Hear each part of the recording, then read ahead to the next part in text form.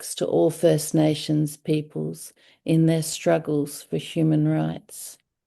Welcome everyone to this Human Rights Education webinar on this significant day, an International Day for the right to truth concerning gross human rights violations and for the dignity of victims. I'm Lynda Blanchard. I work with the Australian Council for Human Rights Education, and my colleagues and co-organisers of this webinar, Dr. Azim Zahir and Dr. Yiga Diaz, are my colleagues here. My role as moderator is to introduce you all amazing panelists that I met the other night. Each speaker will have about 10 minutes to share with us their experiences and insights regarding the topic for today, the human rights violations of the Amhara people. After which we'll have about 10 minutes of Q&A and discussion. And this webinar is also being recorded. So I do have this little small peace bell to tinkle if time gets away from us. But now to our panelists. Let me introduce our panelists. Sinead Senai is the director and co-founder of the volunteer-based NGO Genocide Prevention in Ethiopia, an initiative that is established to raise awareness about the ongoing genocide against Amharas and other alarming, rampant ethnic-based atrocities in Ethiopia. Sinead is adjunct assistant professor in biosecurity and a full-time researcher at the University of Minnesota, USA. She has in the past worked for UN agencies and has consistently volunteered for human rights causes. Thank you, Sinead, for joining us. Thank you very much for having me. And Eyerusalem Tesemma, I'm doing my best with your names, everybody. Tesemma is an Ethiopian journalist and human rights activist currently living in exile after fleeing political persecution. Her work focuses on documenting and raising awareness about human rights violations in Ethiopia, particularly those affecting the Amhara people, through journalism, advocacy, and engagement with international platforms. She seeks to amplify the voices of victims, defend freedom of expression, and promote accountability for abusers. Eyerusalem continues to work with civil society and diaspora networks to bring global attention to the ongoing human rights crisis in Ethiopia. Thank you for joining us tonight. We look forward to hearing from all these panelists. Youssef, hello Youssef, is an Ethiopian writer, media practitioner, and commentator focusing on human rights, ethnic politics, and religious freedom in Ethiopia. Youssef has over 8 years of experience in media, worked from entry-level reporting to management roles, and has continued his work independently through digital platforms while in exile for the past 4 years. He is the author of several books, including The Ethnic Politics of the Oromo and Ethiopian Nationalism. His work and commentary frequently addresses structural violence, policy dynamics, and the systemic persecution of Orthodox Christians and the Amhara community in Ethiopia. Thank you, Youssef, for joining us.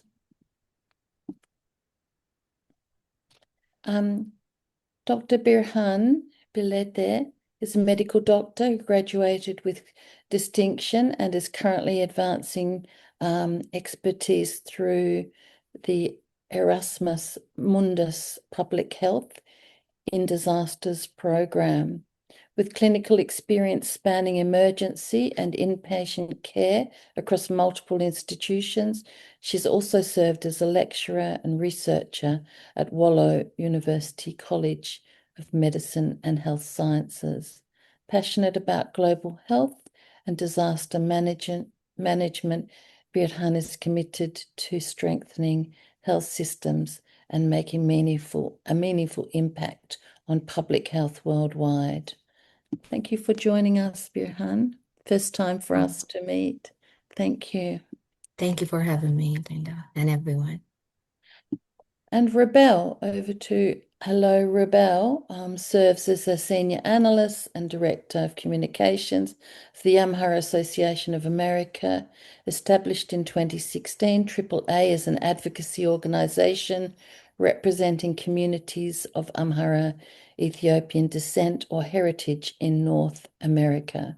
AAA produces independent reporting covering conflict, violence, and political repression in Ethiopia, and regularly collaborates with partner organizations to deliver humanitarian relief to affected communities.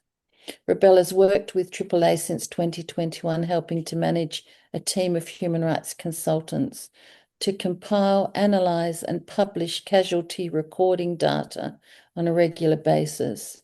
Additionally, his work has involved digital content creation and engagements with stakeholders in government, research institutions, and various international media organizations. Rebel most recently completed his doctorate at the Institute of Medical Science at the University of Toronto, and he comes tonight from Canada, I think, Rebel. Thank you for joining us, Rebel. And our last panelist is Graham Peebles, who's an independent writer and charity worker. His essays are widely published on leading alternative media outlets throughout the world. Formerly photographer and fine artist, he set up the Create Trust 2005 and has run education projects in India, Ethiopia, where he lived for 2 years, Sri Lanka, and Palestine. He has made 2 short documentaries about Ethiopia, most recently the award-winning film We're Still Breathing, Amhara Genocide in Ethiopia. So thank you to Graham, if he's there, for joining us tonight as well. If we keep questions and comments to the end, and you can write any comments or questions in the chat along the way as we listen to our panelists. And then we'll have time at the end for our discussion. So we're really honoured to have all of you together with us. I can't believe the array of experience in our 6 panelists. And Sinead, we're going to start with you, if that's okay. And human rights abuses facing the Amhara people have been ongoing for some time. Can you please give us a general picture of how and why the Amhara people are targeted in Ethiopia? What are some of the compelling, some of your compelling findings about that? Can you hear me? Yeah, okay. Thank you, Lynda, everyone, Azim, and the colleagues, Dr. Yega, the center, everyone for organizing such a very informative and a very useful platform. It's a very wide topic, but I'll try to cover it very, very wide and deep to cover in 10 minutes, but I'll do my best to show you the highlight. So I want to focus on showing, this is, we came from the age of pictures, or it didn't happen. Basically on internet culture, where people have to show some kind of evidence videos to show something happened. But now we're getting into an age of AI. Pictures are told to be, this is AI, this is doctored, etc. So now, rather than focusing just on slides and showing you pictures and videos, we're going to logically lay down the facts as how such a big atrocity, such huge human rights violation that went on for over 3 decades happened undercover, because usually such a destruction, a humanitarian destruction of human crimes of this magnitude usually should have been covered somehow internationally. So today what I'm going to try and show you is how systemic it is, how horrific it is, how it could gaslight you to a point where you think maybe you're imagining it. And I'll try to lay down with the fact that how systematically the Amhara people are targeted in Ethiopia, but then with a focus of how it is also very difficult for people who are trying to expose the crime to get recognized globally. And this is all not because advocates are not trying to do it, not because there is no evidence, but because part of the signature of Amhara genocide is there is not only a systematic and coordinated targeting, but also there is also a systematic disinformation associated with each incident, so that each time when an incident occurs, the perpetrator is altered in terms of when the information is communicated, and the victim itself is altered. If I may say, I would say this is a very unique behavior of Amhara genocide. So let's just talk about how were they targeted in the past. This is not something new. It's something that went over 35 years. But why did it flare up so much now? It's because it has 2 stages. There is a rapid onset phase of it, and there is a slow onset phase of it.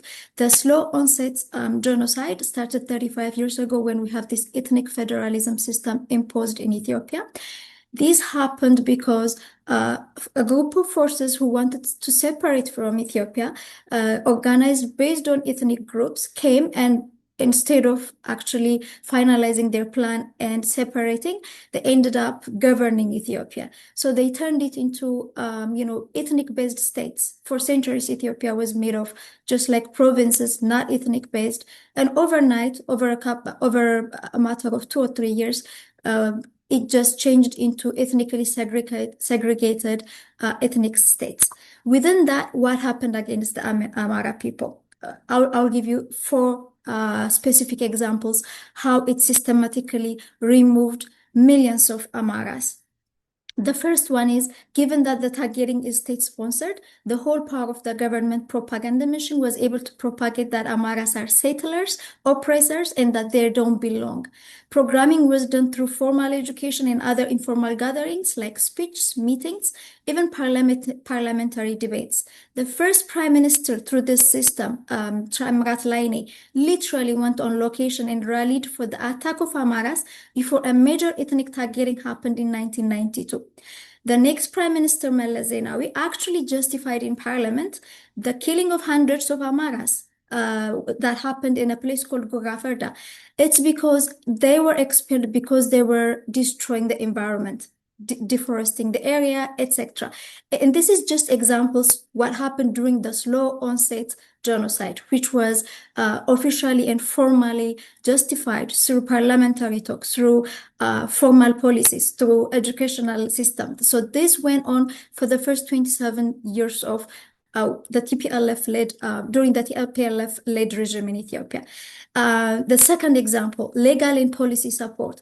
Profiling and targeting was made possible due to mandatory government-issued ID cards that labeled citizen ethnic identity.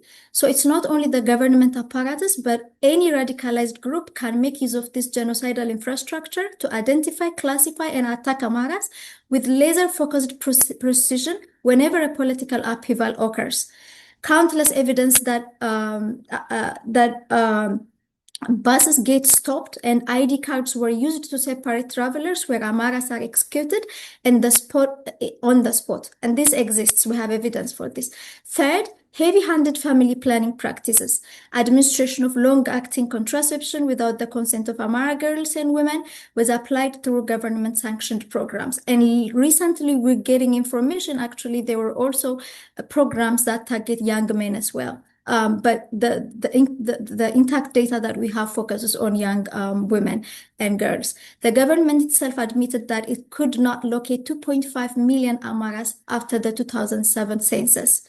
Fourth, this is an example of the slow onset genocide again, dismantling of known and impactful disease prevention programs like the removal of the malaria prevention institution from the Amhara region that led to thousands of deaths in the region. So these are the examples that I can give you for the first 27 years. Then we got into the rapid onset. So the rapid onset, it's actually extremely excruciatingly horrific. This is when things are not hidden anymore. People are killed in huge droves and this is where, since the so-called reform came and Prime Minister Abiy Ahmed took office, what happened? Massacres in thousands in different hotspots where Amharas are known to live in high density, like in Welaga, in Matakkal, in Gorafarda, in Jemma, around Addis Ababa, the capital city, and wherever there are political upheavals and war happen. Behind the hidden war, there is always Amhara targeting, like in North Corner, Amhara, in Maikadra, Raya, in Shawa repeatedly. A Shawa town in the last 6 years have been burned completely 10 times with non-state actors doing it with the backing of government actors. So when this happened, the examples are actual massacres, mass concentration camps, mass illegal detentions, and mass house demolitions. Just around Addis Ababa, 500,000 people were expelled in the past 4 years. That's 100,000 households. So how did it become so hidden? So the thing is, it's a long systemic exclusion throughout the system. Amharas were not politically represented through their own chosen. They didn't delegate their rights. It's the ruling parties that were organizing. They used to puppeteer Amhara representatives. There was a systemic elite removal. It's in any society, when you remove the elite and you disconnect it with the people, the educated ones, the ones at the top of society who have the platform to communicate this hurt are systematically removed. When the system first was instituted, 42 Amhara professors were kicked out of Addis Ababa University. This is just an example because it's a landmark example. There was systemic policy-led targeting, like I said earlier. So these are all hidden systems, how it was hidden during the slow onset genocide. During the current, very rapid onset killing, you could say the hotspot areas are killing fields, and bodies are found everywhere. People are injured, devastated, starved. How is that this is not international news? Because there is a systemic disinformation apparatus that is supported by local media, and then the media is 95% monopolized in Ethiopia. And when that happened, what happens is human rights advocates are gaslighted, they are disillusioned. There is coordinated targeting and news fixers whenever there is incident happens. International foreign medias that operate also in local medias, like it used to be VOA, is now the funding is cut, but there is Deutsche Welle and BBC and others, but also those who communicate in foreign languages, French, English, etc. They are told in a coordinated matter there is a disinformation where they are fixed with false information. We have evidence where I'll just take a minute here. We have evidence where major human rights organizations like Amnesty International, like Human Rights Watch, took evidences and reported perpetrators, a different identity for perpetrators and a different identity for the blamed act, for the victims. And we actually, in a coordinated manner, managed to remove some of this such information where this information was injected, and such major massacre events were, reported as if it's a completely different, event. both the perpetrators and the victims changed. So later on, during the Q&A, maybe because I ran out of time, I would cover more. But one thing that is sure is that this left the Amhara people without support. Advocates and other resistance within the country kind of learned over the 3 decades that they have nobody. So the movement tried to be self-sufficient, and there is a lot of very quick acting advocacy that's happening, that's trying to turn this into a global awareness. And I think this forum is also part of that. Thank you very much. Thank you, Sinead. Thank you so much. And the hidden nature of the genocide is really writ large in what you were saying. And this is a segue over to you, Eyerusalem, joining us from Uganda, I think. As a journalist living in exile, can you please share with us a little of your experience and the experience of Amhara journalists in Ethiopia? As Sinead was saying, the media is almost, there's a monopoly on the media in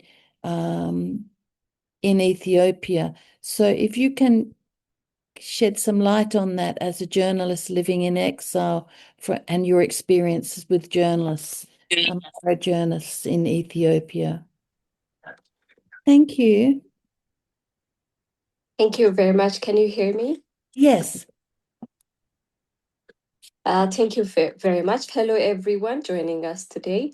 So first, I would like to sincerely thank you, Australian Council for Human Rights Education and the Center for Human Rights Education at Curtin University for giving me this opportunity to speak and share my experience and creating this platform to amplify voices that would have been otherwise be silenced.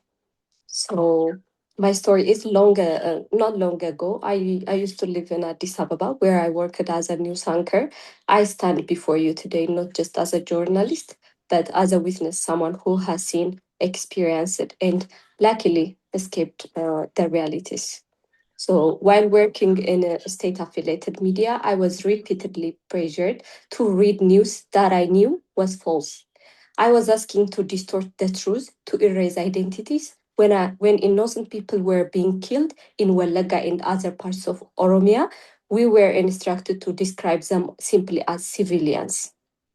But I insisted on saying what was true, that they were targeted because they were Amharas. Even that truth became dangerous at times. So over time, it became clear that journalism, as I understood it, was no longer possible within that system. So I made the difficult decision to leave my position in that state-affiliated media.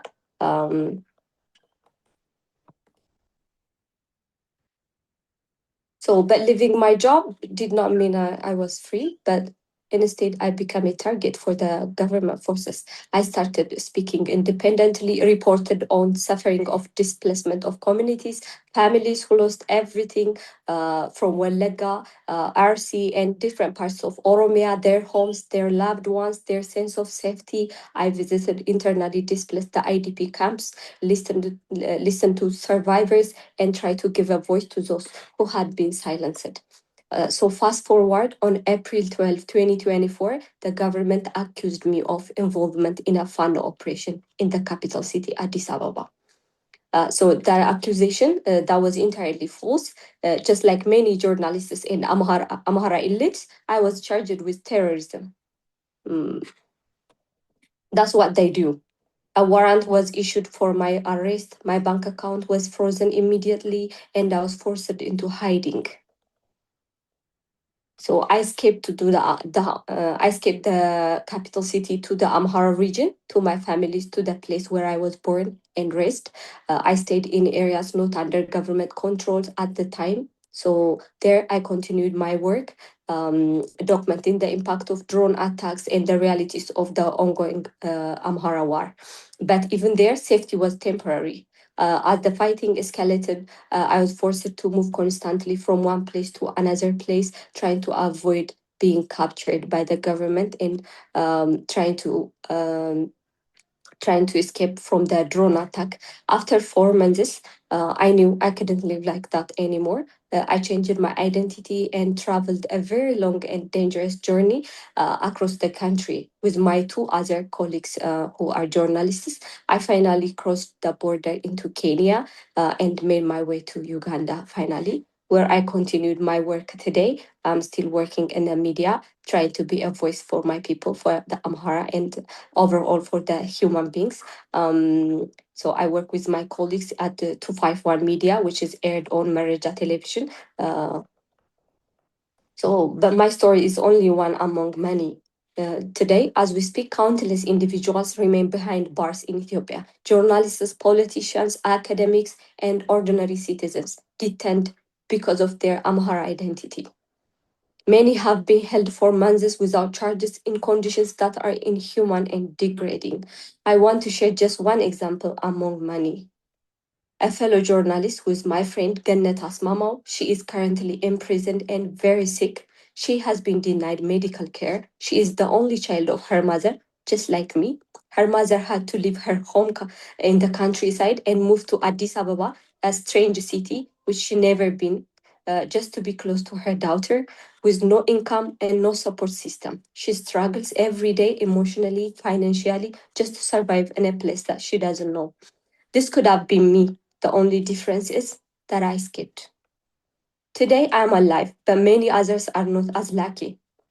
I want to speak the names of those who are no longer with us, those who died in detention. One of them is Isaias Belay. His story, it makes me emotional.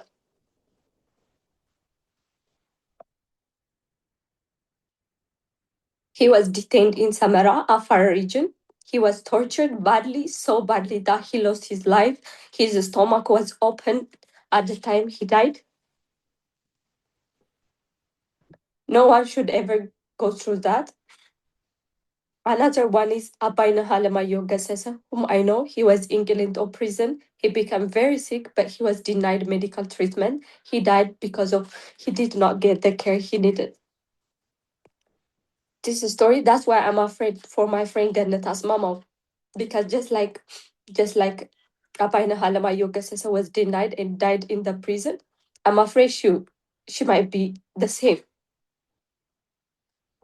Behind every name, there is a story. Behind every story is a family. And behind every family is a community that's grieving. The Amhara people are grieving. And at the same time, we are fighting, they're fighting for their survival. Over 292 documented Amhara political prisoners held in major federal prisons, such as Kilinto, Kaliti, Abba Samuel, and Zuwai. There are also many of my fellow journalists, my closest friends, who are still in prison today. I want to remember their name right now. Let me say some of their names. Meskerem Aberra, David Bagashau, Abbay Zaudu, Gobeze Sisai, Todros Nibret, Mikael Melaka, Habtamu Mohammed, Tadios Tantu, and many, many others. As a journalist, I believe in truth. And the truth is, this is happening right now as we speak. But knowing the truth is not enough. What we need now is attention. We need acknowledgement. We need action. To everyone listening today, I ask you to remember that this is not a distant issue. It is a human issue. It is about people like you and me, people who had lives, careers, families, and dreams. I stand here today because I was able to escape, but many others could not. Many others are still waiting for justice, for recognition, and for freedom. Let us stand for justice. This is my story. Thank you.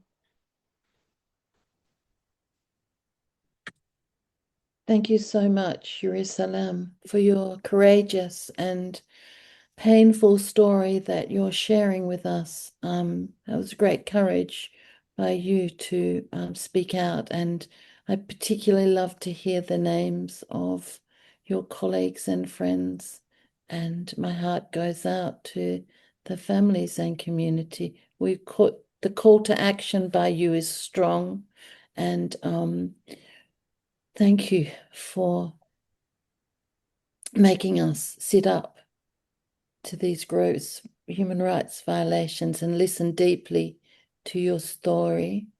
Now I'd like to invite Yosef to talk more about the victims of followers of the ancient Ethiopian Orthodox.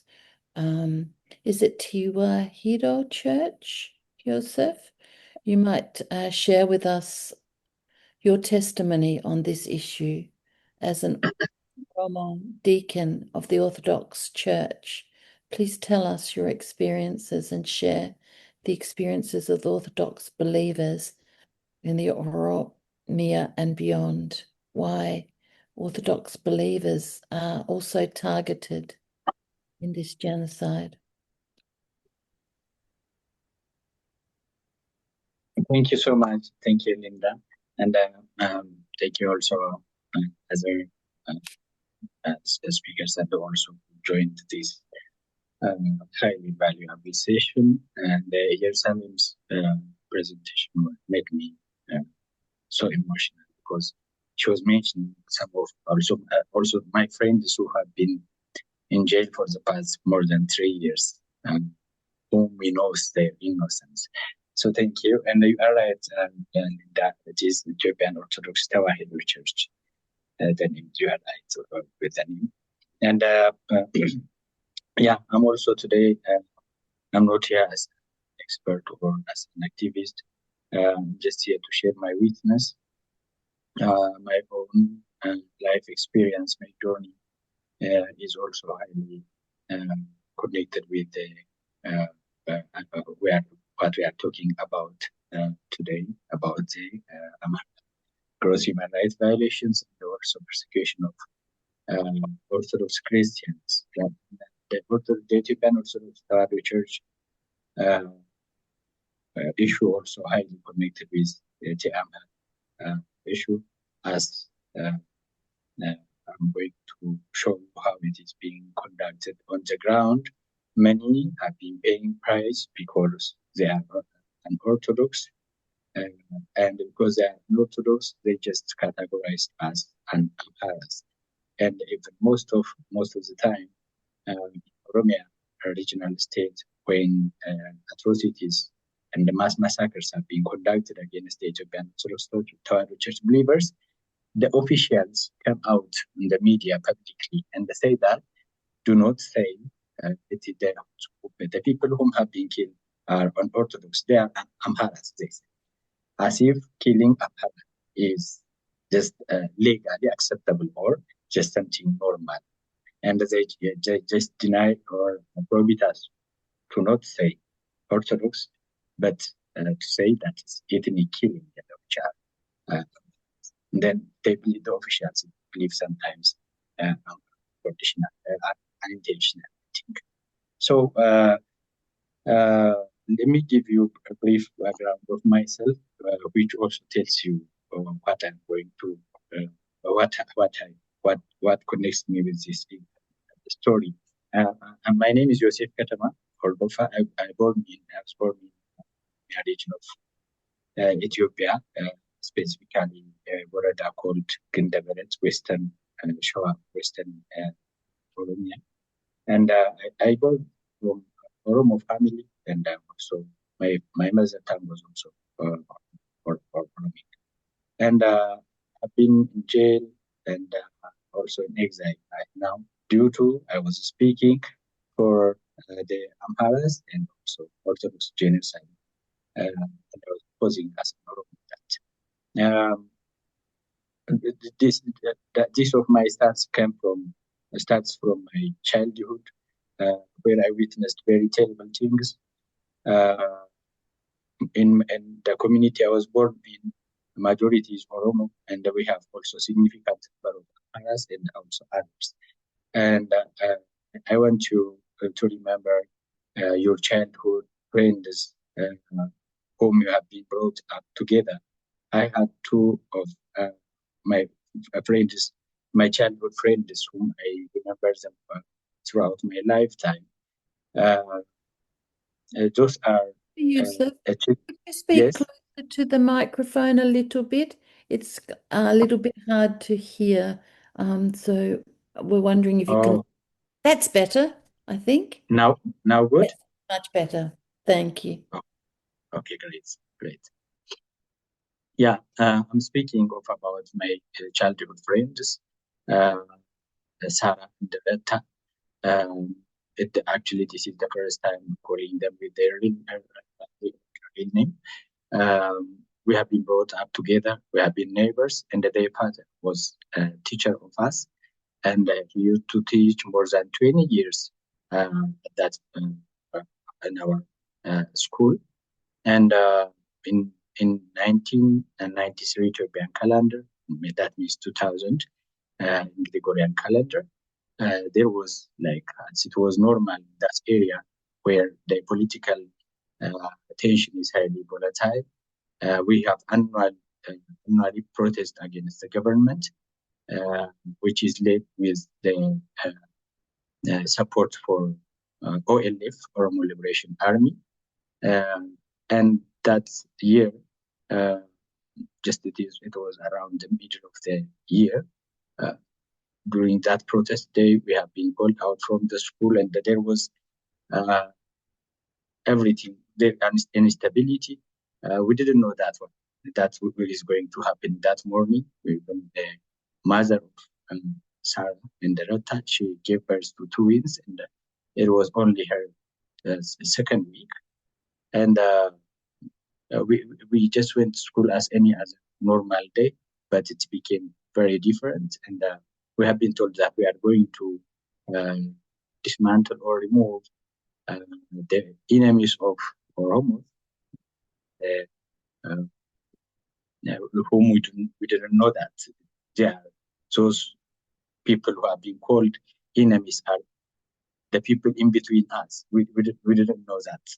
And at some point of the protest, my older sister took me to home to ensure my safety. And after some minutes, I have seen teacher, the father of Sarah and Retta, being captured by police, and he was crying, and he was shouting and speaking that what I did to this society.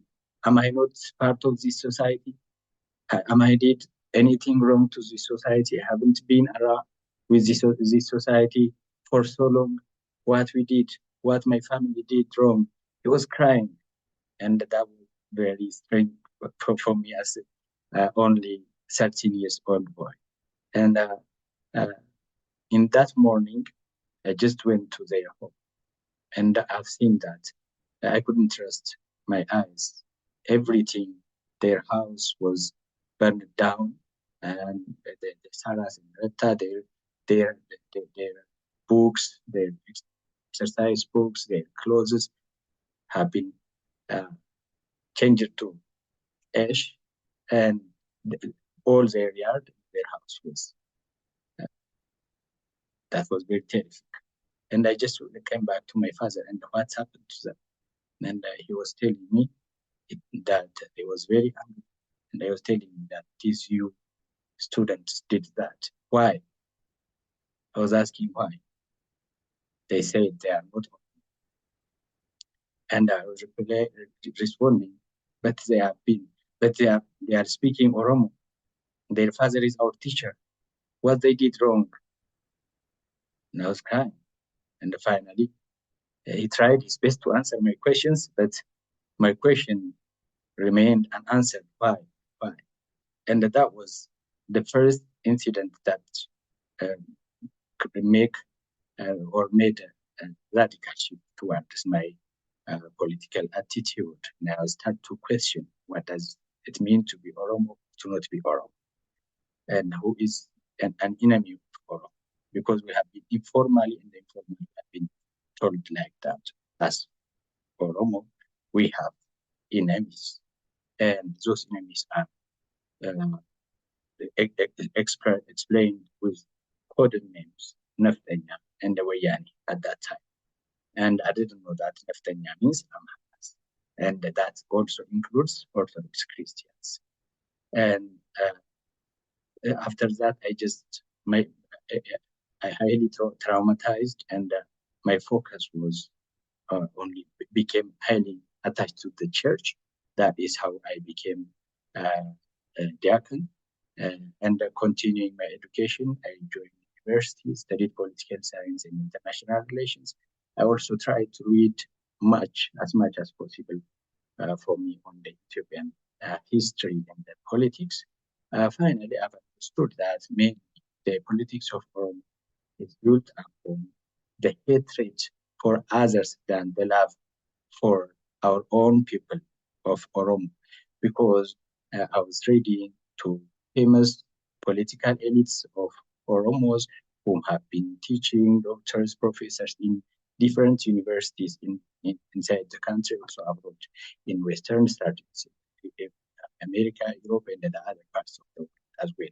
And our most of majority of political elites books and articles focusing on the talking about the enemy again and again. We hardly find, or we may not find, about the development or how to change people's lives in politics. Everybody is talking about the enemy. So that is what I was encountering in my journalism career as well. And starting from that, in 2021, I've wrote the book Lynda have been mentioned on the introduction, the Eyerusalem or political Ethiopian, which can be translated as the ethnic politics of Oromo and the Ethiopian nationalism or Ethiopian identity, which I try to argue or try to provoke discussions, dialogues on the danger I was seeing in the politics of the Oromo. But as a response for that book, after the publication of that book, like after 2 months or 3 months after that publication of that book, being captured by security forces of federal civilians, and also some of them with military suits uniform, and they took me to the jail. And that evening, the same evening, they start to interrogate me, to question who wrote that book, who is behind me, and some of them are speaking just personally as Amhara's sponsoring me, or because I'm speaking for Amharas, because they are paying me or something like that. And those even including the church, what I'm talking about the church, about the Orthodox Christians, the priests who raised me, the golden priests of my childhood. At least five of them have been killed, murdered, including Memory Menya, whom I love so much, and I have a lot of memory with him. He was one who introduced me to the church as a junior diacon, and we know that he was one pillar of our community's moral, and they killed him in a very cruel manner, and including those stories there, arguing that I was speaking about Amharas, and I was replying that whether they are Amharas and whomever they are human beings, and everyone have to live freely the lives that have been given naturally. That was my stance, my response to them, but they was not ready to listen to me, and they just kept beating me and torturing me. Finally, I refused to respond, and one of them, I think my face was covered, and one of them kicked me on the head, and I fell back, and my skull was broken in 2 places, which I have still, especially the middle one, I have still the feeling, and the bone fracture is there for the back. And for that, I thank Megan for this one, because I just shared the many thousands victims' pain with that, and I don't have any grievance for that. If it happened again for that. And finally, I just want to bring two very specific stories, and I want to share those, the image from Lord. Oh, I don't know. How can I share that image? Okay. Now, what we have been reporting when we are talking about the atrocities or killing of Orthodox Christians. So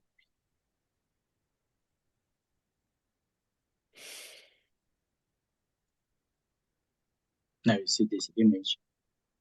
This is a story from the eastern RC zone of CHRE and the Nijan Sentayo.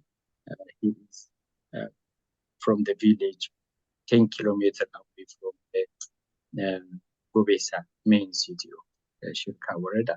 He was only 9 years old, kidnapped with 31 people on September 2024, and his father couldn't make a payment of 300,000 as demanded for his freedom, and they kidnapped him. He had been endured hunger and torture for many days, and forced to walk more than 10 kilometers on his barefoot.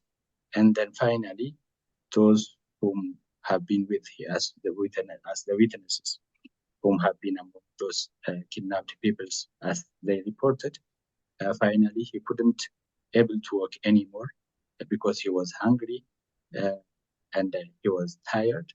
And then the kidnappers, after some discussion, they just slaughtered him and they left him dead at Gobesa, main city of the CHRE.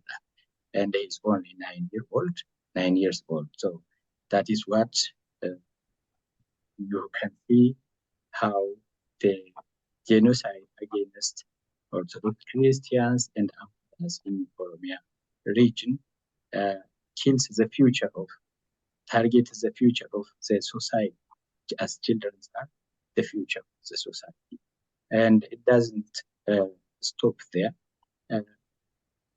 This is Father Asad Obito. Again, the image. Yeah. Oh, are you seeing Father Asad Obito's picture, Asad Pomopria's picture? Is it one? But yeah, that's what on the screen, yes? Mm. Yes, Father Asad Pomopria is from Merti of Eastern RC zone, again, where the killing of Orthodox Christians have been intensified even as we speak. Even today, there was a mass killing report from there.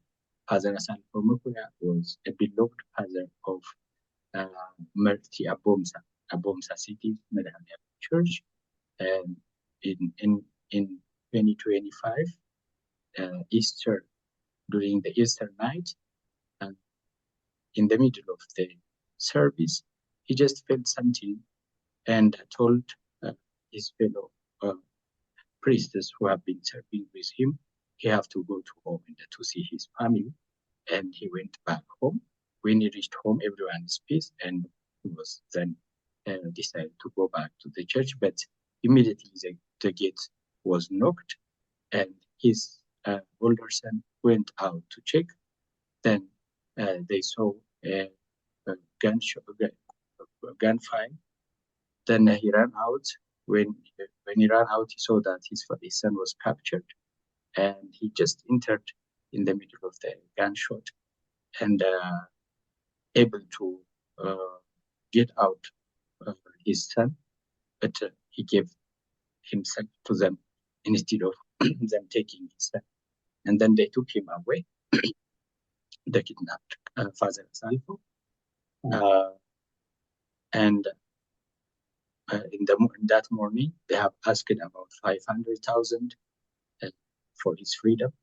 The family have sold what he has, and all the community make a share. And then they paid what have been asked, but fathers and Oromo haven't been thinking that day till today. It is becoming a year, and his wife is suffering now mental illness from that.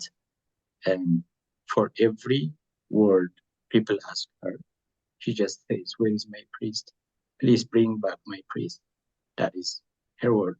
That is what she is not speaking any other words as the information I'm getting from there till now shows that. And that is what we are witnessing day by day. And my fear, finally, what I want to stress on this is, while we are reporting at least one mass massacre of Orthodox Christians and Ethiopian Orthodox Tewahedo faithfuls for the past 8 years, the government and the mainstream media are occupied with the talking and or working on the beautification of the city.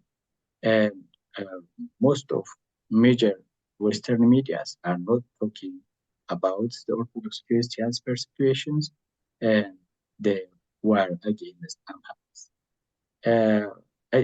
I'm really glad that they selectively report what is happening on Ethiopia, on some parts, even if not data on the war, even if there is some small happening, they just intensively report on that. But where there is huge violence against humanity, we are witnessing silence, and that makes me to fear more, to worry more. We are normalizing silence in atrocities. And as an Oromo and who tries to closely understand the politics of Oromo, I fear the worst is yet to come, because the promise in the politics of the Oromo is not to develop and to change the Oromia and the Oromos for better life, but rather the promise is to eliminate the enemies. And every politician, every activist to become prominent in between the society, he has to carry this agenda. And that is what makes my fear for the future even worse. And thank you so much.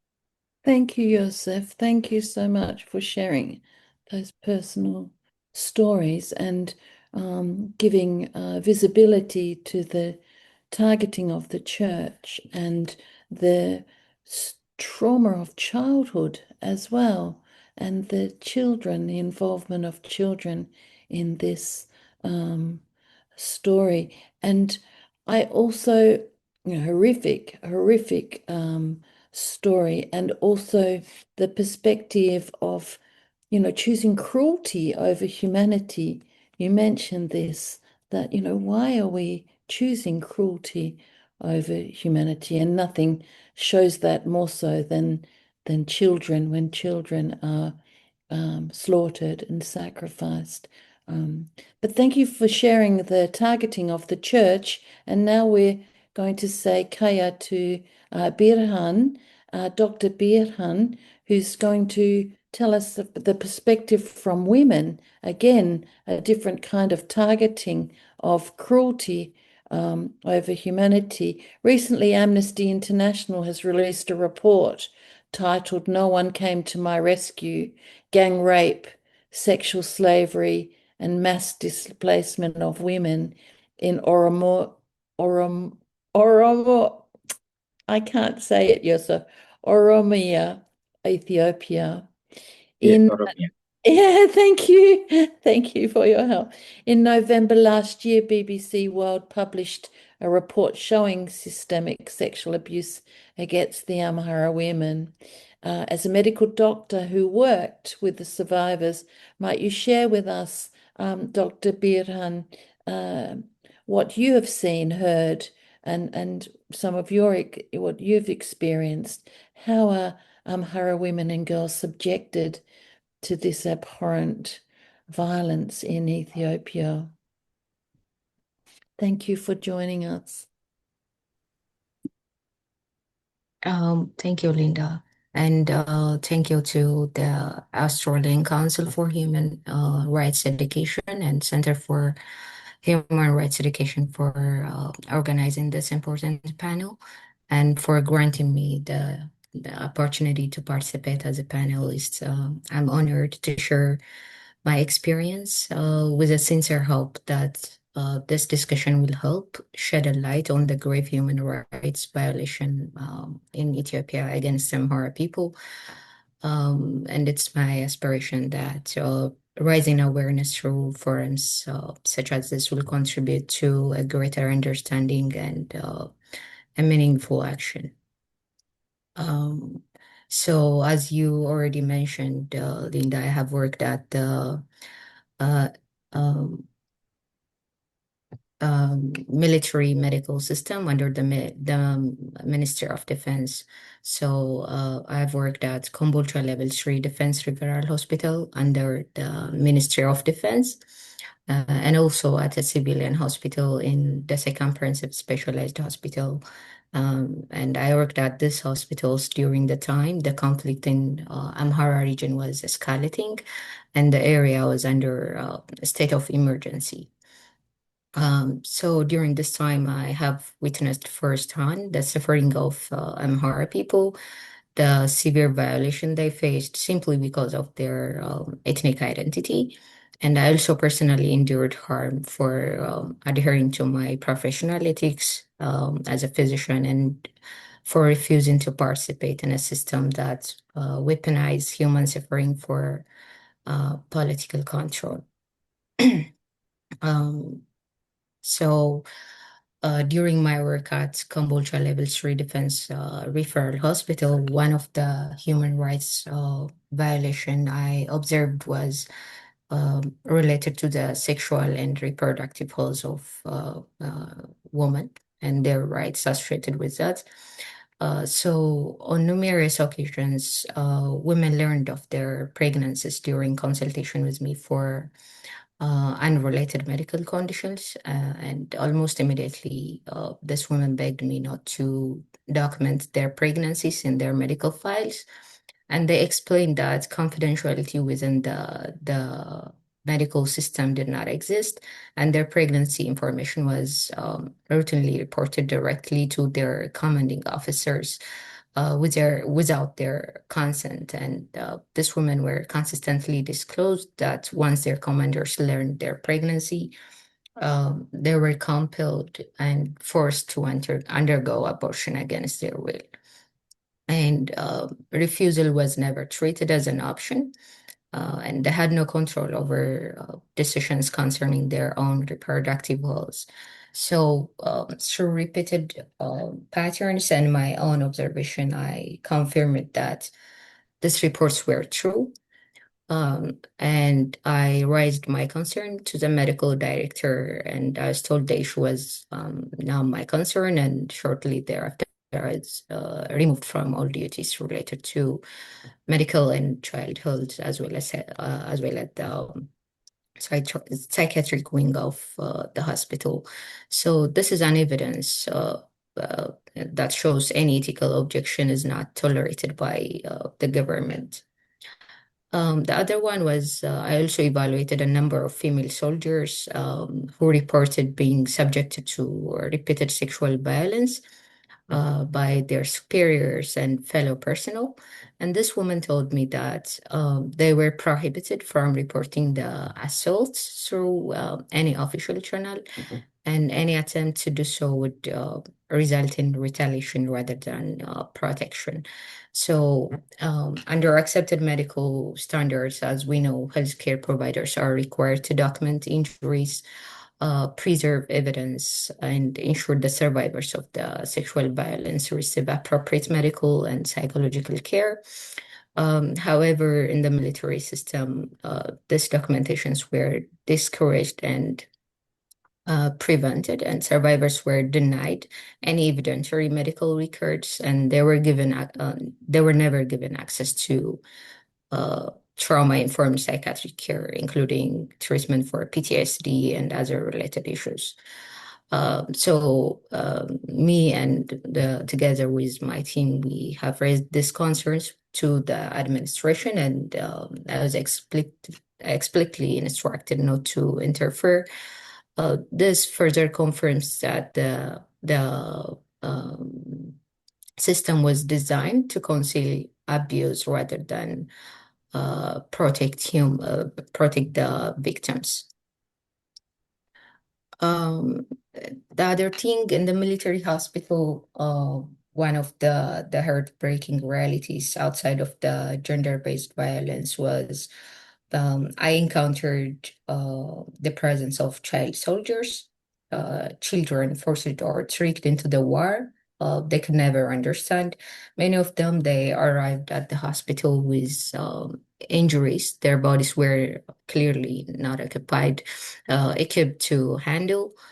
They often suffer from severe malnutrition and psychological trauma in addition to the wounds they survived. And some of these children confided in me that they had been misled by the system. They were promised educational programs or care only to be coerced into the military service and sent to the front lines without their consent. And these were children as young as 14 and 13-year-old. So I specifically remember a 14-year-old child soldier who died of heart failure secondary to severe anemia after he had been promised a summer educational program, and he was instead forced into the war. Seeing these children struggle, knowing how easily they were exploited and made the human cost of the conflict painfully real, and no child should ever have to face conditions like that. The other experience I had was regarding civilian patients or civilian individuals. The system labeled as FANO or anti-peace. While working in the hospital, even in the emergency department, we were given instructions to deny medical care to civilians with life-threatening injuries. Bullet wounds to the chest, to the abdomen, and these are patients who need immediate intervention where every second counts. And for me, this was one of the most disturbing experience of my care. Being told not to help someone in front of me who could die at any moment, while being in a hospital surrounded by professionals who were capable and willing of providing care.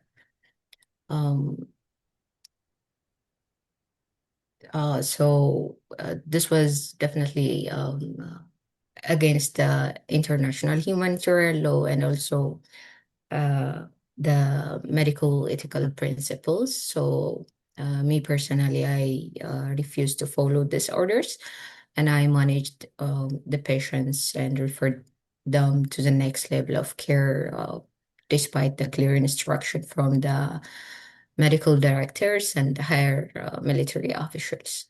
And taking this action, I faced severe consequences. I was labeled as anti-peace, and I was accused of being a member of the rival group in the region.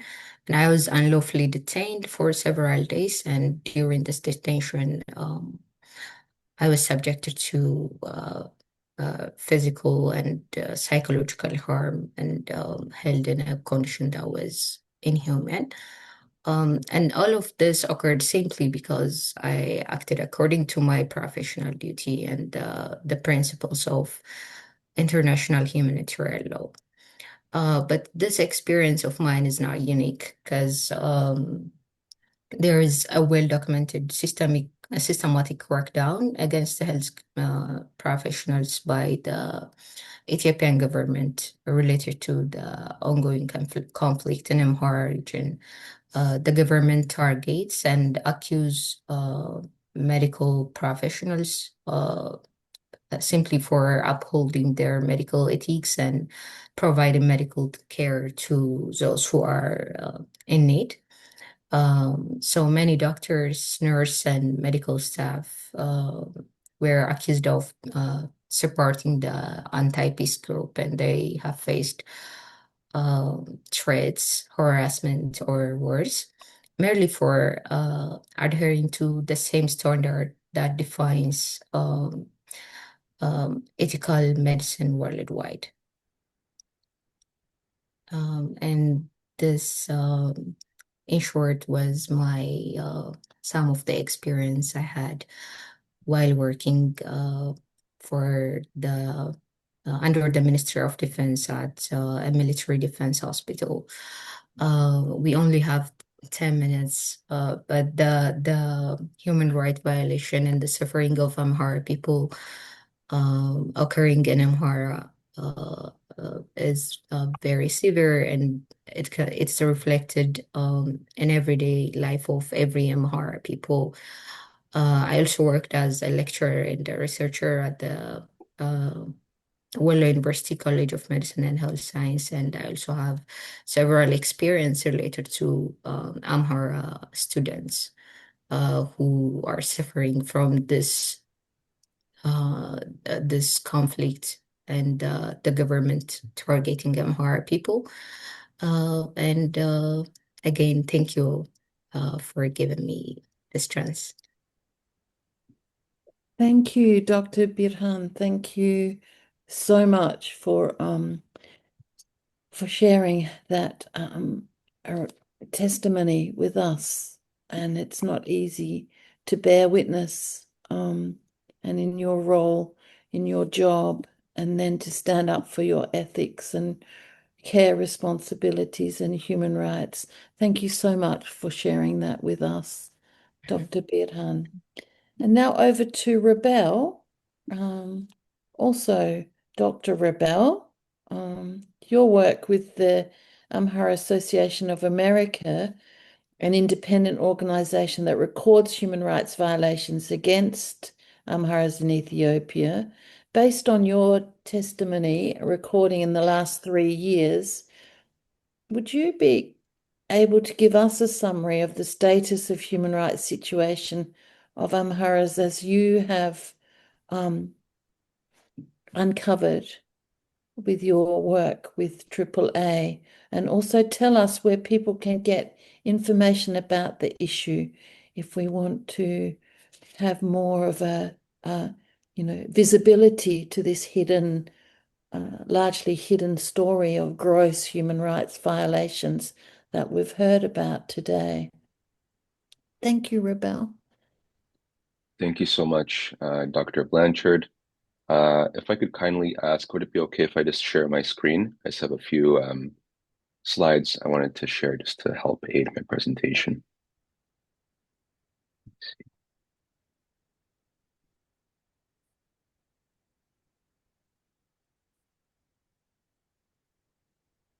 Okay.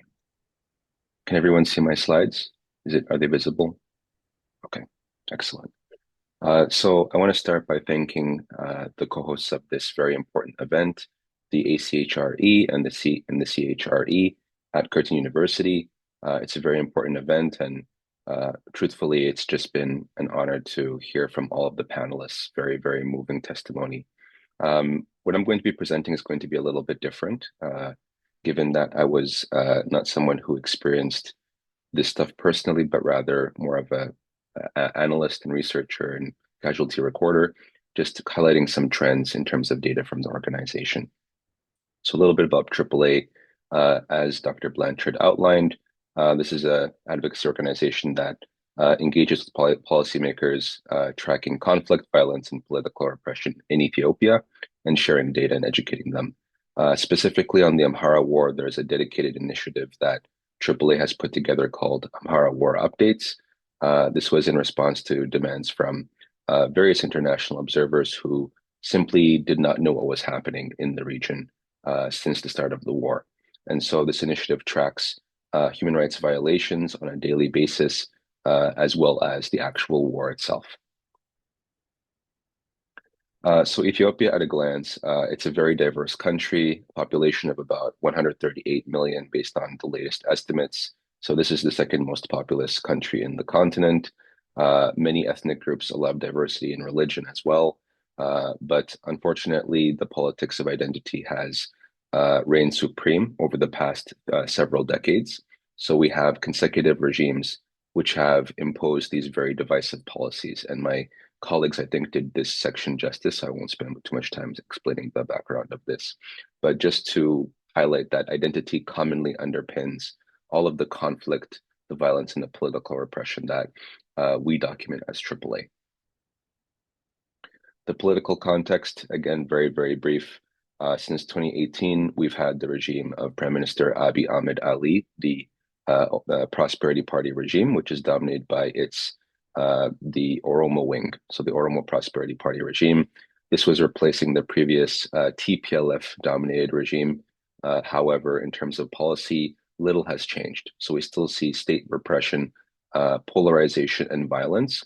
And specifically over the past 5 to 6 years, we've seen back-to-back wars. And unfortunately, across these wars, the Amhara region was an epicenter in both cases. So essentially, we have about 5 years of unabated war and then targeting of Amhara communities elsewhere in the country as well.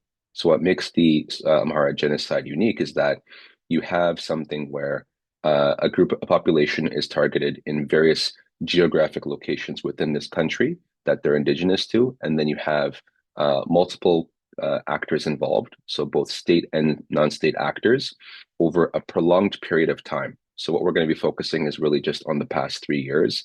But as my colleagues had mentioned, this is something that goes back, easily to the early 90s, if not even before that. So just a little bit about AAA's human rights monitoring work and methodology. This is data that's collected by a team of paid human rights consultants.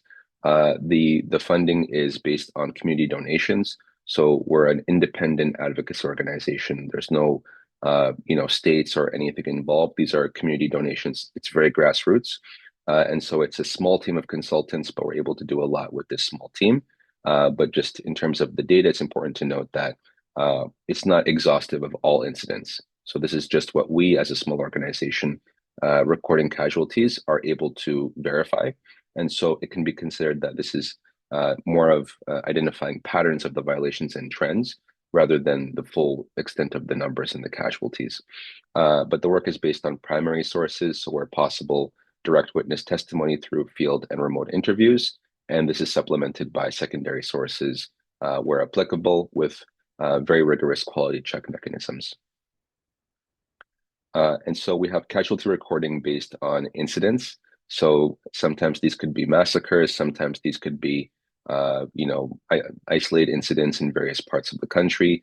And so we document instances of physical harm as well as possible arrests, abductions, or anything related to that.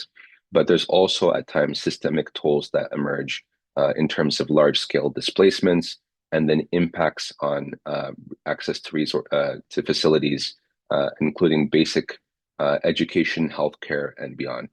But for the purposes of this presentation, I'm going to be very brief, although there's much to talk about. So in terms of casualty recording, this is a figure that looks at over a 12-month period from August 2023 to August 2024. And it just gives you a sense of the extent of casualties in just various zones of the Amhara region, as well as just a couple in the neighboring Oromia region in relation to this war. And this is specifically just casualties from civilian massacres. So importantly, we're seeing a very large scale of atrocities over the course of the war. We're talking in the range of tens of thousands, if not hundreds of thousands. What's been emerging over the past few years as well is how state security forces, so this is the national army and then regional counterparts, emerging as the primary perpetrator of these civilian casualties in the Amhara region.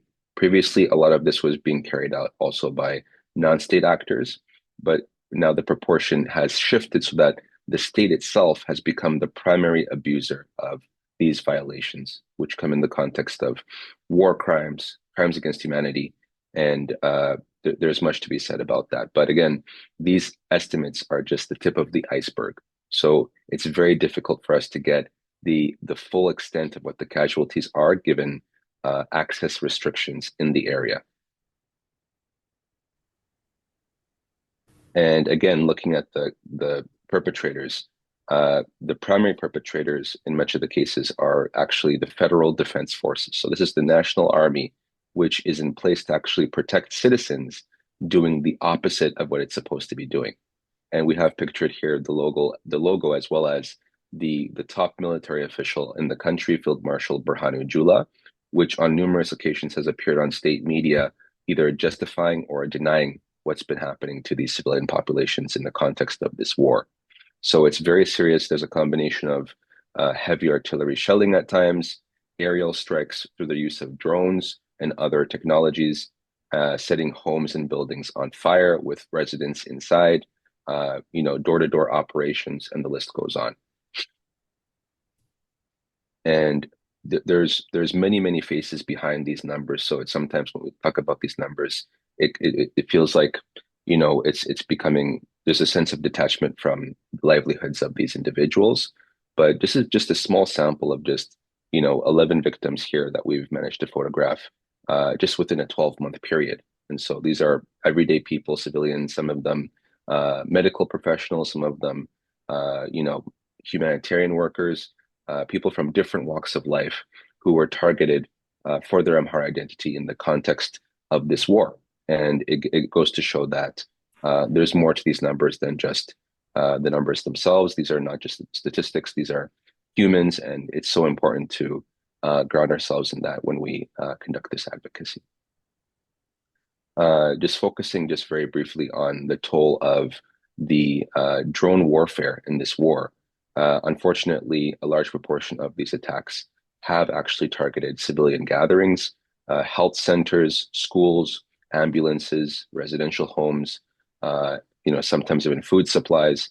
And these have led to very extensive civilian casualties. So this is on the order of hundreds of drone and air strikes in the Amhara region.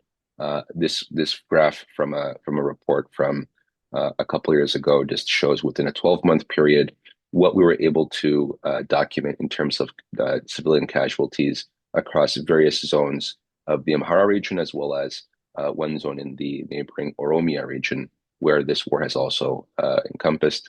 And the drones used have been supplied to the ENDF from various foreign countries, including Turkey, China, and Iran. And more recently, there's also reports of potential domestic production by the Abiy Ahmed administration themselves. And so this goes to show you that the toll of deadly drone warfare has been very extensive in this war as a primary means of inflicting civilian casualties. On sexual and gender-based violence, this has been one of the most underreported aspects of this war. It's been devastating. Recent reports from various organizations and medias have outlined some figures, but these are very, very limited. For example, a recent BBC report identified thousands of cases just based on a small sample of health centers, about 4% of health centers in the region. And this, when this is looked at, the findings were very disturbing. 45% of cases involving children under the age of 18, and over half of the victims testing positive for sexually transmitted infections. So what's happening is really the weaponization of sexual violence against these civilian populations by state security forces. So it goes to show that there's this intention of deliberately inflicting harm on a collective basis in the most horrific ways imaginable. And we don't fully know the extent, but based on this sample, if this is extrapolated, we're looking at easily upwards of 100,000 cases. So this is about 100 cases per day. And it's important to note that these medical centers have limited capacity to support victims. And in many cases, victims do not seek medical care due to fear of social stigma or potentially the feelings of shame and the psychological toll that's inflicted. And these are sometimes young girls, women, sometimes even boys and men. And it's very, very horrific. Moving on, we have the profiling, arrests, and disappearances. Again, people are being targeted for their Amhara identity. This is just a partial list of some of the high-profile political prisoners detained since the state of emergency, or sometimes sometimes shortly before that. Victims are arrested, they're disappeared, they're taken hostage. There's been cases of forced military conscription after abductions. Initially, the arrests targeted human rights defenders, so prominent media workers, independent, especially civil society leaders, and then eventually it expanded to the wider public. And so this was profiling based on ethnic identity, or in some cases, political belief. So these are people, in some cases, who are suspected of being critics of the Abiy Ahmed administration. The violations include physical and psychological torture, denial of legal counsel in some cases, or obstruction from visitation by family members. So in some cases, even the family members of the victims did not know where their loved ones were. So there was maybe a report that they had heard that their loved one was taken away by sometimes non-uniformed individuals, and their whereabouts could be unknown for weeks, months, and sometimes even more than that. So there are many cases of just missing individuals whose whereabouts are not known. In many cases, they were taken to undisclosed or remote detention sites. Some of them were identified, but there are some which may not be known based on available information. And if we look at just media workers alone, the Ethiopian press freedom defenders had previously reported that between 2019 and 2024, just within a 5-year span, there were over 244 arrests of over 201 journalists and media workers.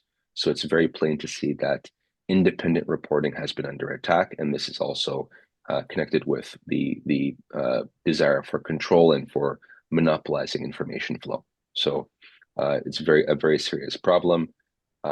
Furthermore, we have internal displacement. Internal displacement predated the wars, actually, with millions displaced since 2019 in the context of war and just outbreaks of ethnic violence in various parts of the country, where ethnic Amharas have been disproportionately targeted. So these are communities in the Oromia, the Benishangul Gumuz, and even the Amhara regions. Just recently, there was also a large-scale displacement from northeastern Amhara, from places in a territory known as Raya, including Alamata city, Raya, Alamata, Koram, Wafla, Zata, and this is over 100,000 people. And this is just in January of this year. So this gives you a sense of this is an ongoing issue, and there hasn't been a solution to prevent such displacement from recurring. These internally displaced individuals face numerous challenges. Many of them are vulnerable members of vulnerable groups. So these could be expecting mothers and children, seniors, sometimes people with disabilities, and importantly, they often lack protection, but also access to shelter, food, water, and other essential items necessary for survival. And so we have no support from the state, and unfortunately, in recent years, dwindling support from international NGOs, which has created a very concerning gap. And of course, they also face intimidation and sometimes extortion from officials who are supposed to be looking after them, and that is very serious as well. The impact on education. This war has devastated the regional educational system, leaving more than 9 million children out of school. I'm not going to go into all the statistics, but schools have been targeted, they've been bombed, they've been destroyed and repurposed for military use. And that is really, really hurting the young generation in the region.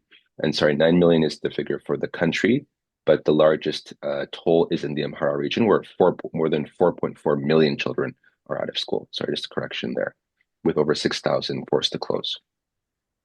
The impact on healthcare, as we heard, has been very devastating. Pictured here, we have a health professional in Bahar Dar city who was just murdered in February of this year, Dr. Tsegga Hunsime. The WHO also issued a statement referencing this incident. He was killed by state forces based on currently available information. Other organizations have also reported on this. So medical professionals are subject to killings and abductions. There have been attacks on medical centers, denial of access to the public, and this has been an ongoing trend that's also very concerning. We have communication blackouts, so mobile internet and telecommunications shutdowns. These are networks operated by the state, and so unfortunately, this control of information has been weaponized in the context of this war, hindering information flow to the public, so people are unaware of what's happening in different parts of the country. People are unable to reach loved ones and family members. And unfortunately for us, for people who are trying to identify these trends and record them, we're cut off from investigations during these periods, and this has been a very concerning trend as well. There's a number of causes. I'm not going to go into it over here, but just to give you a sense, it all stems from from systemic issues. I'm going to wrap up. Sorry. That's okay. You have a state that's very repressive, that has shown bad faith and lack of credibility in past failed peace deals. Unfortunately, there's a cycle of impunity, and we need more attention from the international community to really pressure this regime to start to at least to show some small steps towards coming towards peace. Otherwise, we're in store for a terrible trend. And so a number of recommendations for different actors, African Union, different influential countries, global human rights organizations. Everyone can do their part. So hopefully these slides will be made available. I'm not going to go through this. Some major reports that people can access from our organization. So all of this is published on our website, www.amharaamerica.org. Or if anybody wants to get in touch with me, I'm happy to share these reports as well. But we're constantly doing our best to track this. And we have a number of documentaries that are also available, including the one that my colleague Graham will share. So these are very important resources, which also tell the story from the perspective of survivors, making them very powerful and maybe more relatable than the statistics themselves. And finally, again, our website is right there. Email info@amharaamerica.org. This is how people can get in touch and learn more about the situation. Sorry if I went on for too long. Thank you so much, everyone. Brilliant. Thank you, Rubel. And congratulations again on your recent doctorate. Well done with getting your PhD. And all of this information is absolutely brilliant in terms of human rights education. So we will ask you for your slides and references and resources to put on the website, that we'll have a section on this story that's largely unknown in Australia and certainly in Australian schools. So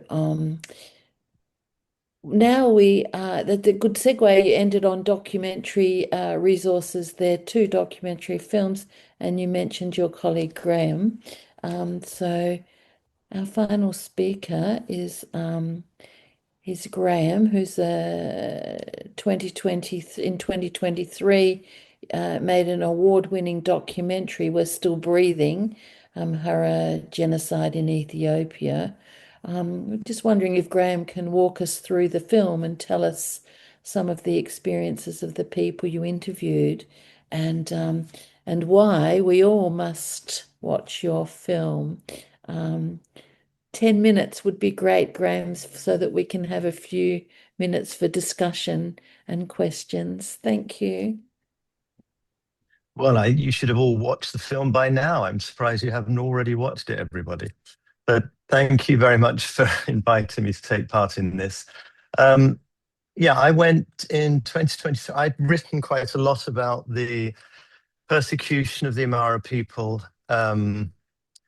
late 2022 and early 2023. And then with the support, I was approached by AAA in the spring of 2023 and asked if I would go to Ethiopia and make a documentary about what was happening. So we then spent a number of months planning it. It was cancelled 2 or 3 times because it wasn't safe for me to go. And eventually I went in June and spent some time in an internal displacement camp in the Amhara region. So it's when you think of when somebody talks of an internal displacement camp, you may have an image in your mind of rows of UNICEF and rows of UNHCR canvas tents and facilities and support and so on. So most refugee camps that I've worked in are not like that at all. And the camps, in inverted commas, that displaced Amhara communities were living in Ethiopia were not like that either. The one that I went to was an industrial unit, or a series of large industrial units. If you think of a sort of, I don't know, an Amazon type warehouse, metal structure, no light, and there were two of these large buildings. And when I first went there, we went through there's one small door, went in through the door, and then you couldn't see much because it was so dark inside, because there's no light in these places. And then the only light source was from the door. Occasionally people would have solar lamps individually. And then once one's eyes sort of accustomed to the darkness, I could just see piles and piles and piles of stuff, people's belongings. And I thought, to begin with, that it was a storage unit. And then I could see that in between the stuff, there were people, families, individuals, children, lots and lots and lots of children. You know, there's loads of children in Ethiopia. I think 40% of the population is under 17 or something. So there's huge numbers of children everywhere. So there were lots and lots of children. So people would be living, in inverted commas, in these spaces, and they would have their belongings and their bed, you know, sort of sponge mattress that they're sleeping on.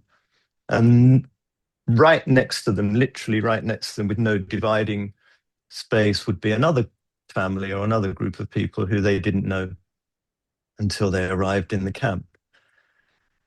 I met, and then I spent sort of 4 or 5 days there, so not very long really, but you know, we couldn't stay for too long, because if we drew attention to ourselves, then it wouldn't be safe, certainly for me, to be there. Most journalists, you know, lots of journalists who have spoken out about the atrocities that are taking place have been suddenly whisked off and disappear. Well, actually, interestingly, before, I think 2 or 3 weeks before I went, the woman who was in place to work with me as the translator was an Amhara activist,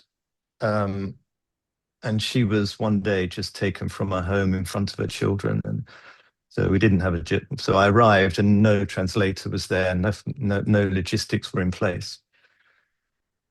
So yes, 4 or 5 days.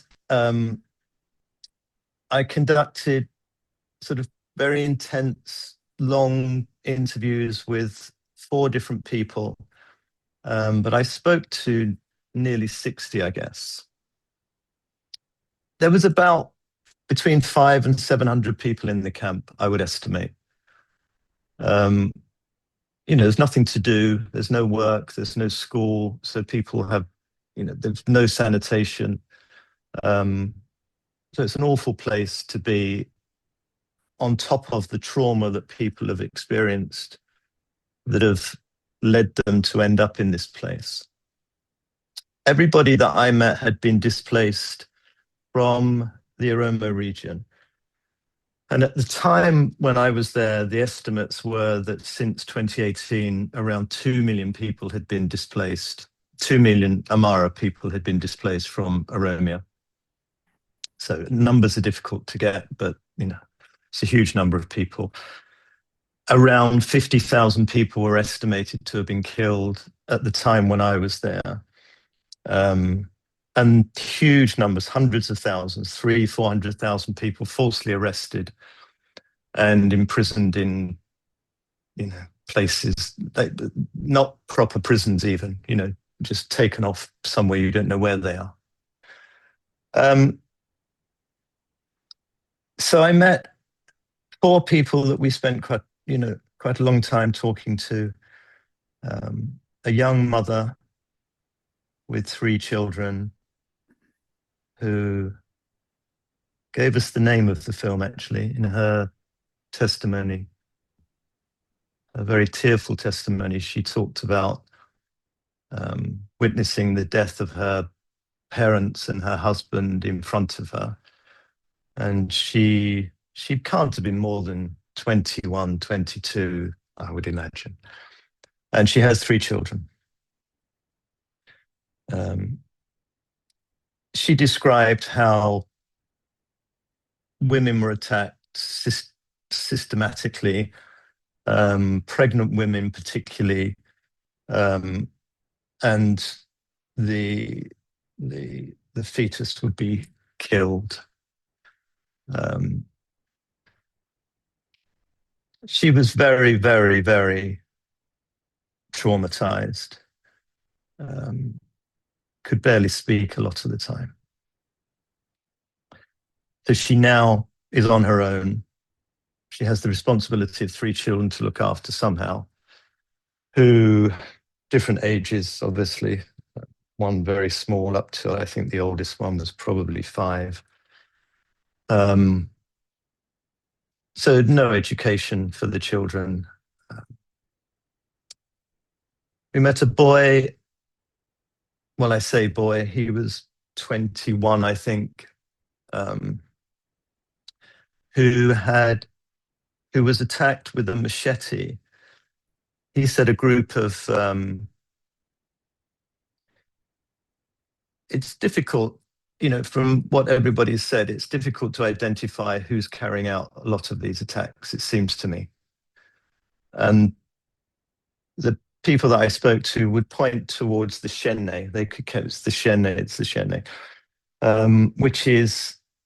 by which they meant the Oromo Liberation Army. But then you would hear accounts of people being attacked by men in uniform, wearing the insignia of the Oromo Special Forces, or even the EPRDF forces. So it's very difficult to be clear who's doing what, and even more difficult to understand why they're doing it, seems to me, other than a deep-seated tribal hatred, which comes from who knows where. Just at that point, just a slight interjection, I'll come back to the film, that it's, we are living in a time where tribal nationalism is growing in intensity and spreading throughout the world. And what's taking place in Ethiopia is a form of tribal nationalism. And it's being fueled and facilitated and strengthened by what's taking place globally. It's becoming legitimate to be a tribal nationalist, to be a far-right, intolerant, racist, which is what's happening in mainstream politics all over the world.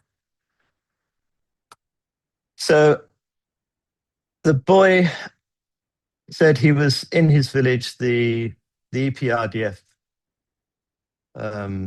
came one day, or the federal forces. So we don't really know who. Men in uniform, we could say, and attacked and killed Amhara people. And often when this happens, the Amhara people have been living as neighbors to Oromo communities for generations. I mean, I met an old man, his wife, he's Amhara, his wife was Oromo. His children were shot in front of him. And the they're living in small communities. They would describe them as villages, towns, and so on. And it's often when the federal forces would turn up at these places, they don't know who the Amhara are. And it's the neighbors who point them out. And so they live there, they live there, they live there, they live there.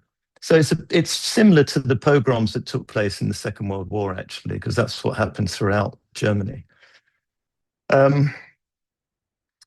So the Amhara were slaughtered, and the boy had his right arm amputated with a machete, and he was left for dead.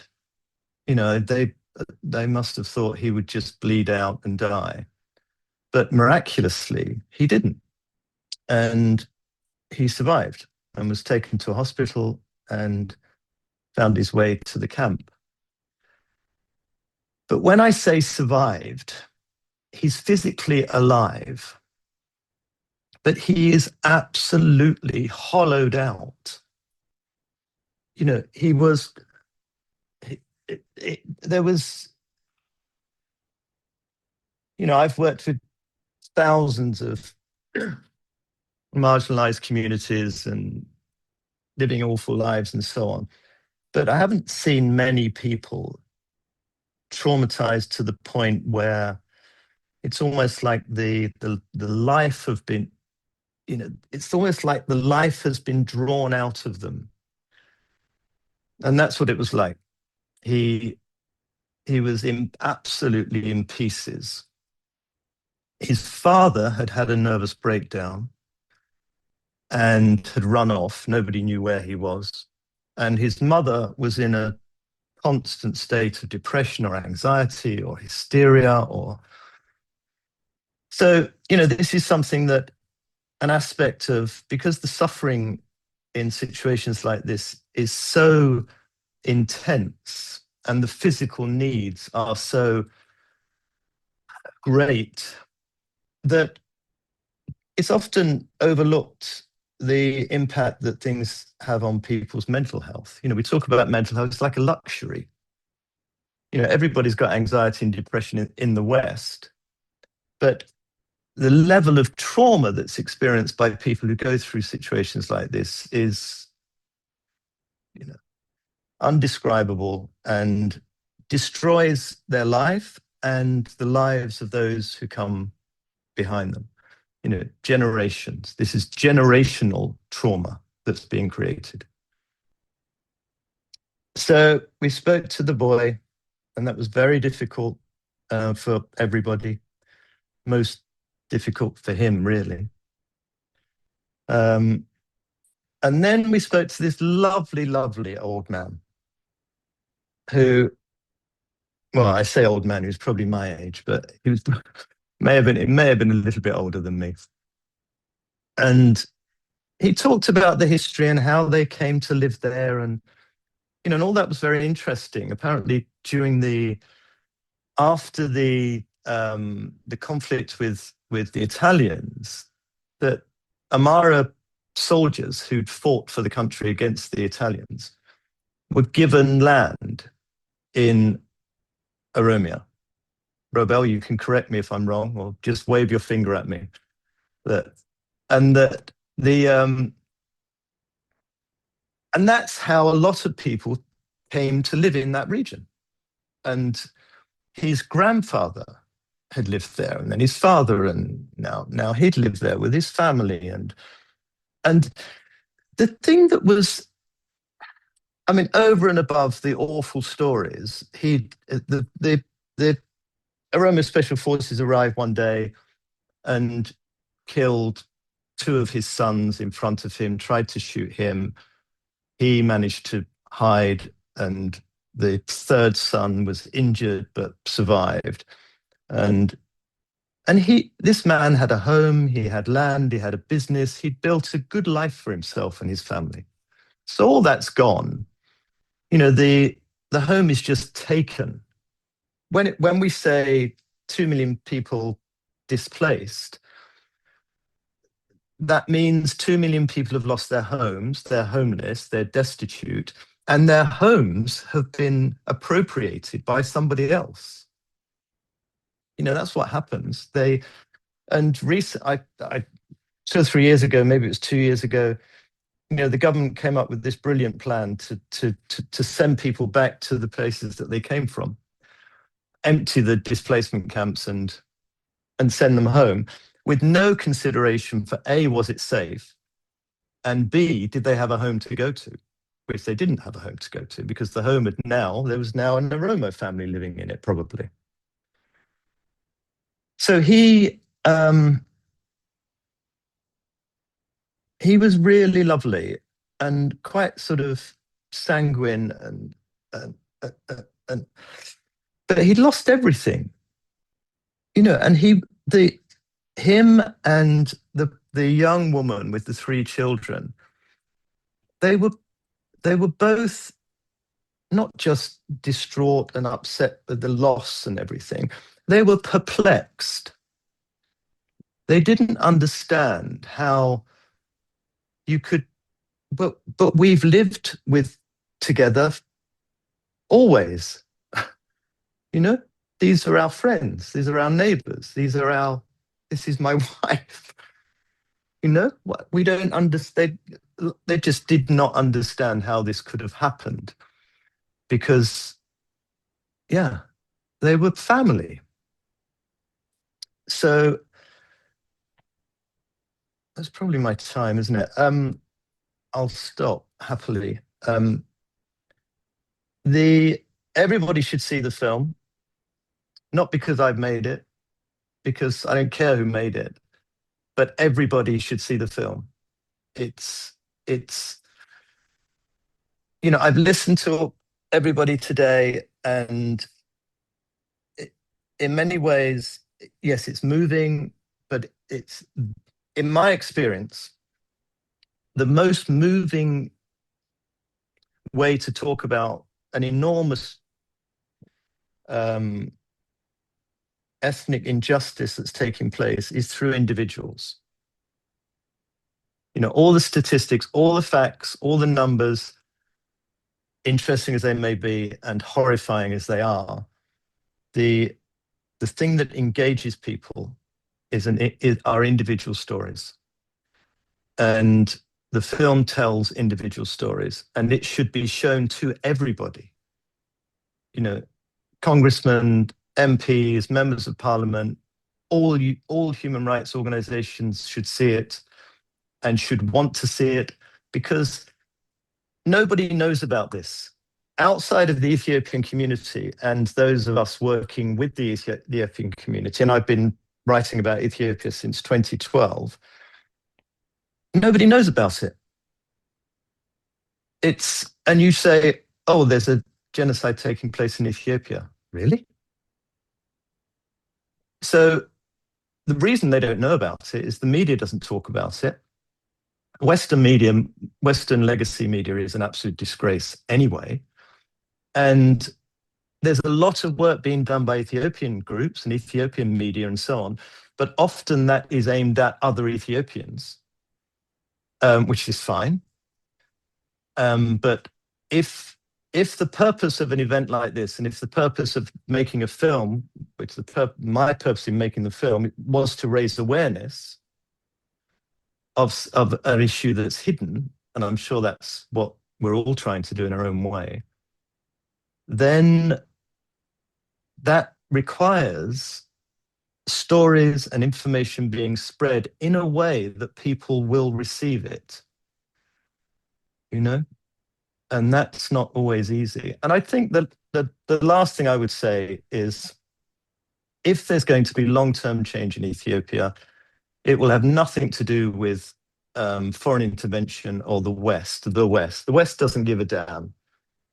The West bases its geopolitical decision-making on one thing only, which is self-interest. It will come from the Ethiopian people.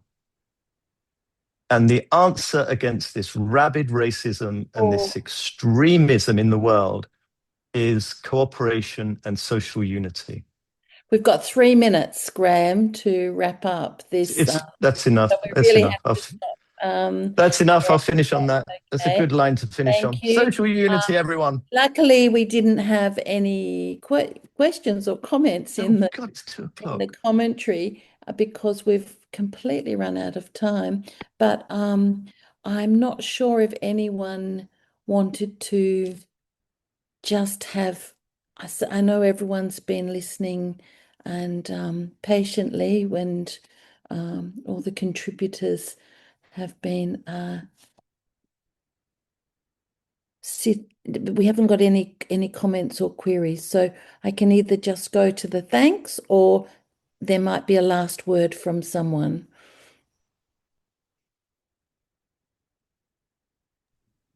Can I make a very quick snap correction? Of course you can, Sinead. Yeah, I was just because a little bit earlier, excellent program with, I mean, all the panelists, everything really fits in. Amazing. It just shows all the gaps are filled from all the different experiences, and both from the disc research side and from the field experience as well. Just quickly earlier, Graham was talking about an anecdotal example of how one Amhara family got to that area, and then he was also asking an input from Robel. So I just wanted to quickly add that addendum to that. It is true there are so many different reasons why a lot of different people moved from place to place in Ethiopia. That one specific reason is not unidirectional. Before 1991, there was no ethnic ownership of any area that belongs to any specific ethnic group.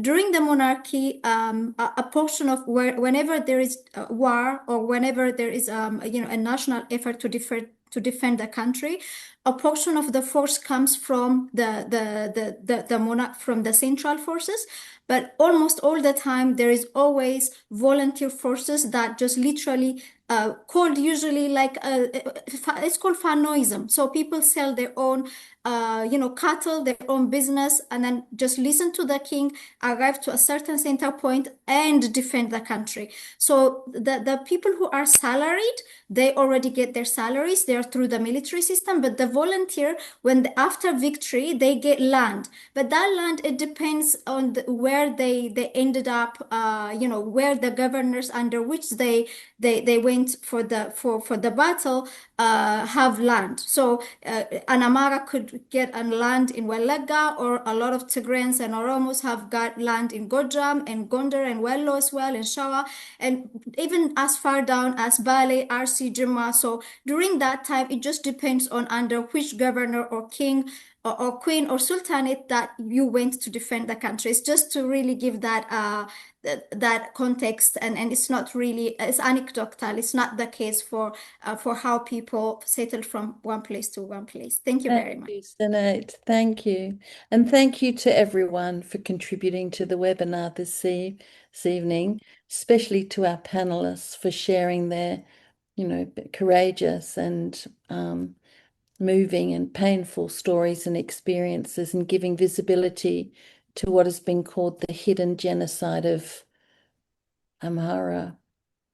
As human rights activists and advocates, and in solidarity, we need to listen deeply to these moving testimonies and facilitate speaking out against genocide everywhere, towards the Amhara in Ethiopia, the Rohingya in Myanmar, the blockade and displacement of Armenians, the ongoing violence and humanitarian crisis in Palestine. Genocide just wreaks havoc and insists on cruelty over humanity, and we need to stand up against it.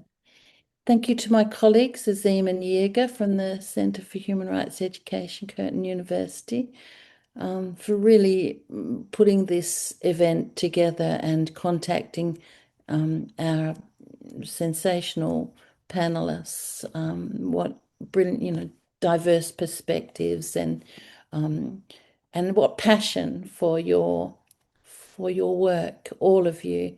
And Graham, passionate about documentary. That's one form of raising awareness, and there are all of the other forms, and the brave work that people are doing on the ground or in diaspora, thank you for shedding light on this. And, you know, we've crossed several time zones tonight, and giving voice to this grave situation of human rights violation on this day of telling truth and giving dignity to people who are subject to gross human rights violations. And the story of the Amhara of Ethiopia, which is, of many of you have said, is unknown to many of us. And we're recording this in a way to try to raise awareness of the story. The recording and references will be available on the CHRE and the ACHRE websites, and look forward to doing this again. We need to keep telling the stories, keep going with raising awareness. Thank you so much, everybody. Good night. Thank you. Thank you. Thank you so much. Thank you. Thank you. Thank you so much. Reminder to Thank you save the so recording. much.